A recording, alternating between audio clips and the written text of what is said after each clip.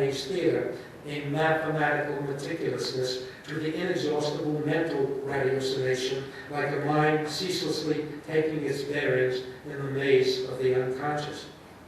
As for what they take to be the truthful precipitates of dreams, that's our told. For the ratiocinated Beckett, the precipitations are endless. What vicissitudes, within what changelessness. Yet if never but in passing dream, the passing hour, long, short, there remains for him the semblance, shrouded perhaps and obscured by history,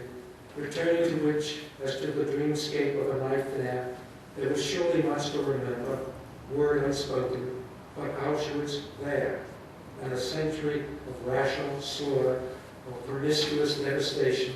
the Holocaust, Dresden, Hiroshima, and beyond the Gulag, genocide yet to come. In short, the real theater of cruelty. In this regard, speak as we wish, with the fetishism of writing in theory, of the text as body and the body of the text. And Beckett's writing may be the exemplary model of that. I am speaking now of his undiluted awareness of those corporeal bodies out there, or once there, but incinerated, or buried too, some of them, not where death came with birth, but where dead, yes, dead imagined, they've never yet been found,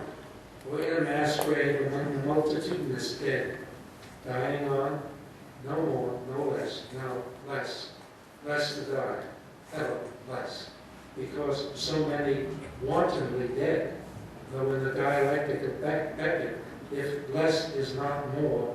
less, the title of one of the stories, is no less than never the less, which for all the syncopated changes, evermore, ever less, are no mere contradictions, though sometimes too they come,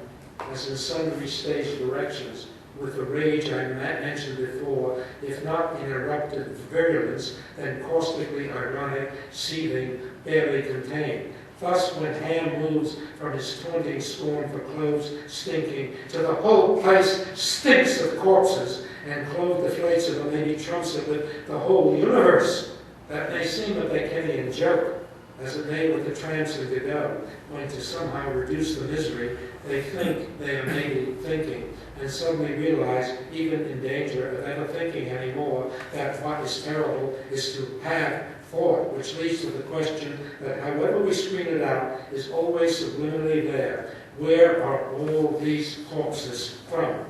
And then, though they may be putting on the audience, as we did in the production I did where the actors came downstage and they said, where are all these corpses from? What's terrible is that where are all these corpses from? And then, though they may be putting on the audience, as from the edge of the stage, caught up in specularity, looking at those looking, as you're looking at me now, at a presumably safe distance, the spectators in their dark, a charnel house, a charnel house. If not writing for the dead, as Heine Müller claimed to be doing, with his usual mordancy, because the dead are in the majority, and it's probably democratic to write for the majority. Beckett did say,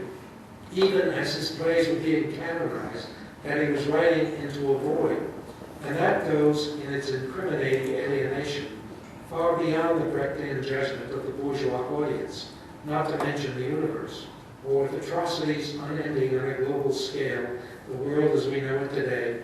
not only the spectacle of televised terrorism and the war against it, with the actualities unseen, suicide bombings, death squads, beheadings, as well as the fallout killings and scandals that with the doctrine of distinction and collateral damage are the coefficient of invasive democracy, but also the widespread torture of massive poverty, tribal murders, sectarian cleansing, ears cut off, toes cut off, Janjaweed rapes, and Xena women punished for fornication, forced migration, labor camps, smuggling of the unnameable, not only drugs and teenage girls, but an international trade of prostituted children, and then those other diseases, yard-worn guinea worms and slime, AIDS, blinding, trachoma, and other abysmal plagues.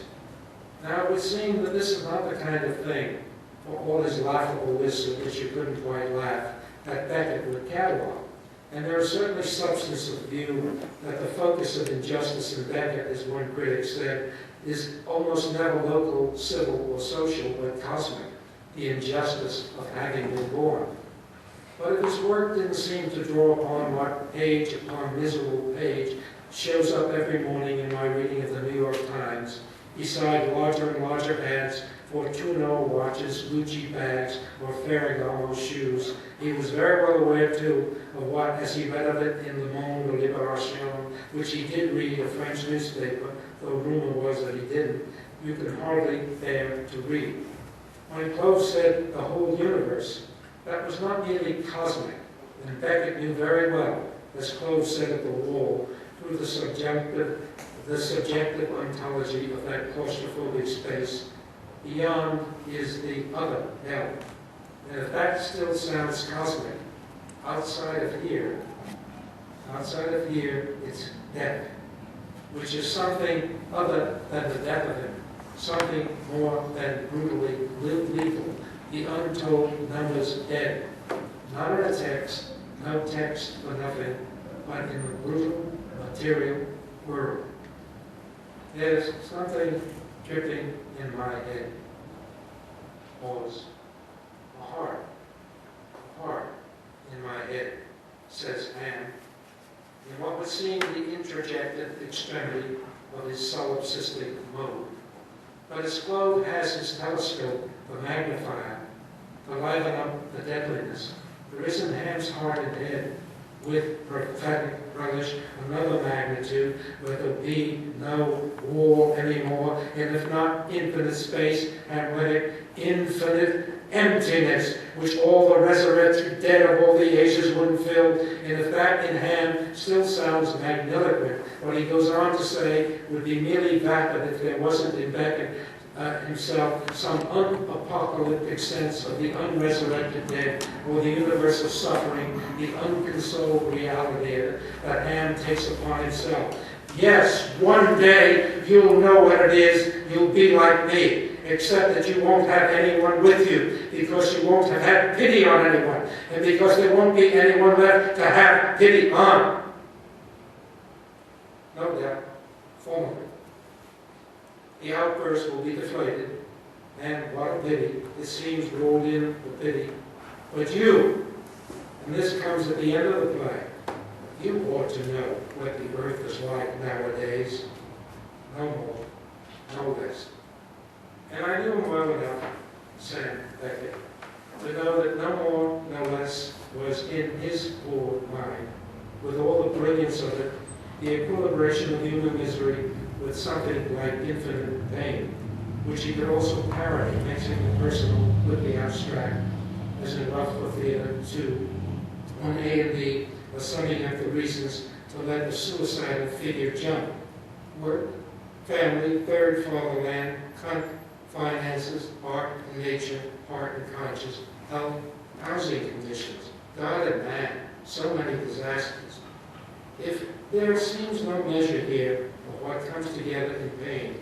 from the personal to the political, from the aesthetic to social disasters, there is in the story enough where the focus is personal, and the voice is that of a woman, whose mental calculations or flight into arithmetic are not unlike Beckett's, who could be more than uneasy about it. The art of combining, she says, is not my fault. It's a curse from above.